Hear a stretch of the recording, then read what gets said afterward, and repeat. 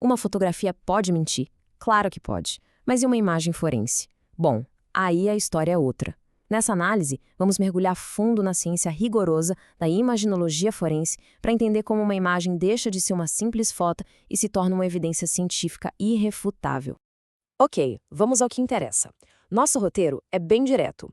A gente começa pelos princípios, passa para as ferramentas e seus desafios, mergulha na análise e fecha com as implicações legais e éticas do nosso trabalho. Pensem na diferença. Antigamente, um laudo poderia descrever algo como uma lesão circular avermelhada. Hoje, isso é impensável. Uma imagem documenta um hematoma de exatos 2,7 centímetros de diâmetro, com um padrão reticulado a 15 centímetros da crista ilíaca. É essa mudança da descrição subjetiva para a medição objetiva que revolucionou a medicina forense.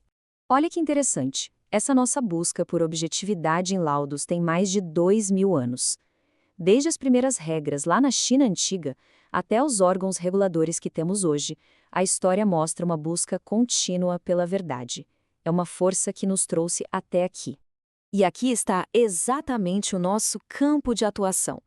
Enquanto a patologia forense lida com os que já se foram, a medicina forense clínica está na linha de frente, com os vivos. É o nosso papel essencial para ajudar a buscar justiça para as vítimas em tempo real. Pensem um pouco sobre isso. Se a vítima fosse alguém da sua família, que tipo de evidência prefeririam que fosse apresentada? A interpretação artística de um perito ou uma evidência objetiva, que pode ser reanalisada por vários especialistas? A citação do Brennan não é sobre tecnologia, é sobre garantir que a justiça seja feita. É exatamente aqui que a arte acaba e a ciência começa de verdade. Não se trata de pegar qualquer câmera e clicar.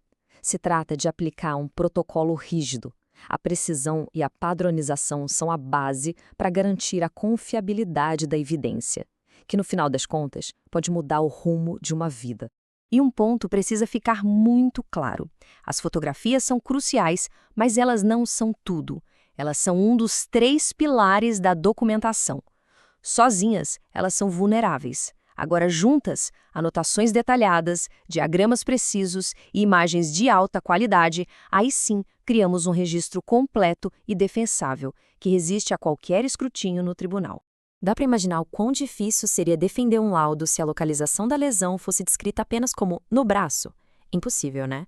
A precisão em cada um desses itens é a chave que transforma uma foto em uma ferramenta poderosa para a justiça. Olha, seguir esse fluxo de trabalho não é só burocracia de jeito nenhum.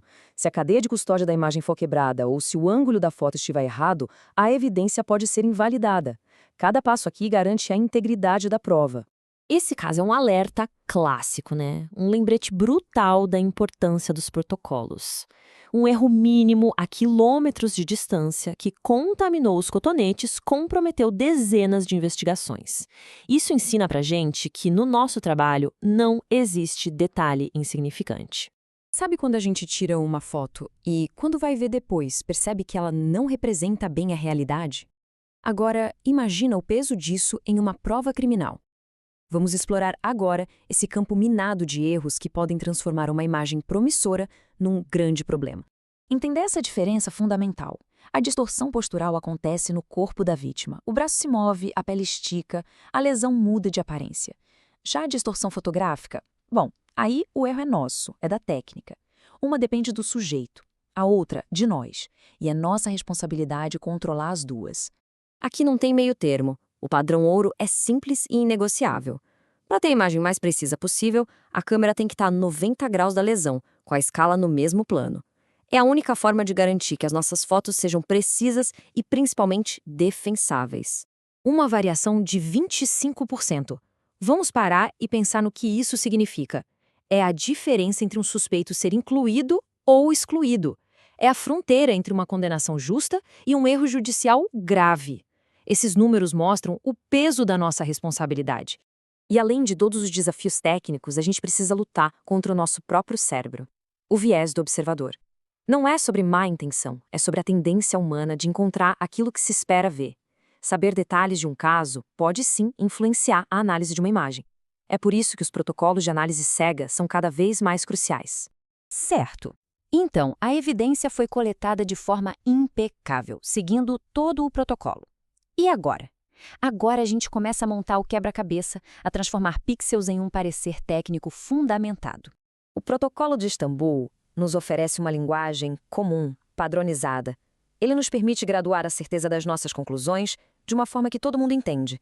Isso garante que peritos, advogados e juízes estejam, como se diz, falando a mesma língua, eliminando ambiguidades. E as tecnologias emergentes estão praticamente nos dando superpoderes.